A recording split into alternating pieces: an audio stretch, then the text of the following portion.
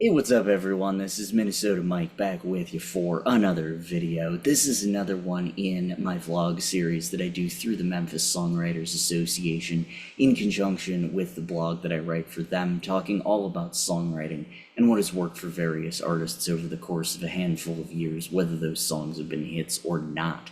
So this latest kick that I'm on is called See What Had Happened Was, and it's all about excuses that we make for why things didn't happen, can't happen, won't happen, anything like that. So thus far we've looked at Because I Got High by Afro Man, Cats in the Cradle by Harry Chapin, as well as the song The Call by the Backstreet Boys. And now we're going to close our initial discussion out with the song Broken Telephone by Memphis's own Wyly. So lyrically, I always try to take the last song in each blog in a different direction than the other ones. While all the other excuses we've looked at have led to negative consequences for the narrator and the people around them, this song sees the narrator guessing the reasons behind the other person's silence, and her ghosting him leads to him making up an excuse as to why he hasn't heard from her. Since she doesn't hit him with an explicit "see what had happened was," he's forced to think about the reason for her silence on his own. So, I really wish that this song weren't as relatable as it is, but it's just a fantastic look at both the denial and the bargaining stages of grief at the end of a relationship. Melodically, the song's main instrument is a Rhodes piano, and it's written in the key of F major. The verses use F, B flat, F, G, and C. That is a 1-4-1-2-5 pattern. This is followed by F, B flat, F, A7, E, D minor, F slash C, and B flat, C, and F. So that's going to be a 1-4-1-3-6-1-4-5-1 pattern. Beginning and ending the verse as a whole on the tonic is an excellent choice, as it gives us a feeling of resolution. And this works in two ways. Number one, the narrator has made up his mind that the reason why he hasn't heard from her has to be because of his broken telephone. His heart won't accept anything else, to the point where he calls the repairman to fix the telephone, even though, it's not really broken. So that's going to cost him something for the call, the house call, maybe not call since his phone's broken. But anyway, it's one of those things. He's in that denial stage. For us as listeners, the dramatic irony, of course, kicks in. We know his delusion isn't true, even if he doesn't know that. So hearing that 5 chord has less to do with a big cliffhanger for us as listeners, and more to do with inspiring a large level of empathy in us as listeners on behalf of this broken-hearted man. The chorus then uses B flat, A minor, G minor, and C, which is the 4, 3, 2, and 5. That gets played twice before ending on F, B flat, F, A7 slash E, D minor, F slash C, B flat, C, and F. That is a 1-4-1-3-6-1-4-5-1 pattern.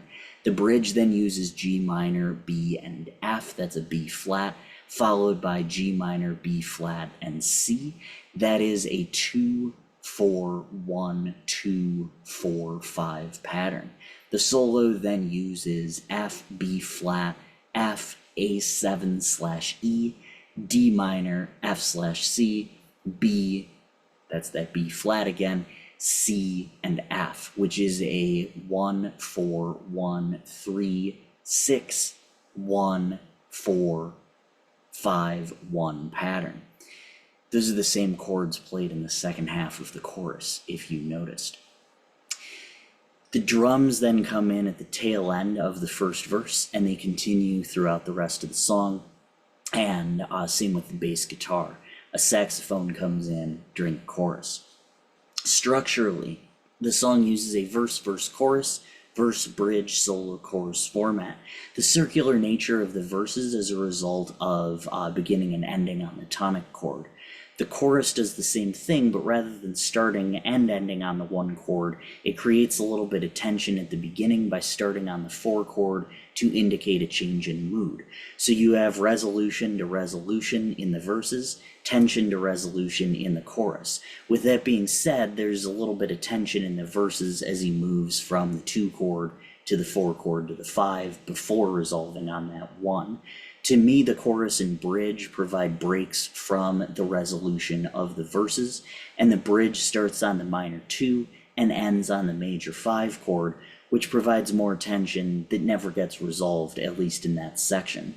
The solo goes back to the 1 and starts on the 1 and ends on the 1 again. But it makes us sit with what's just been said. So the lack of singing provides that tension rather than the chords themselves. But the tension then comes back in the chorus and is sung one more time before ending on the 1 chord, which resolves that tension. Using this structure is a great choice because it makes the listener feel like they're on a bit of an emotional roller coaster. They can't get too comfortable in the melody or the lyrics because of the structure of the song.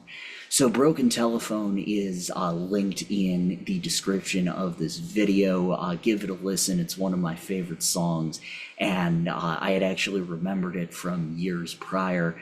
And when I needed a 4th song for this blog, I messaged Wyly and said, hey, do you have a recording of that? And that's how I figured out that it was going to be released as the title track of his album, which is now out. It's phenomenal. So go check it out. Wyly's a phenomenal composer and songwriter and all that good stuff. So make sure that you check that out.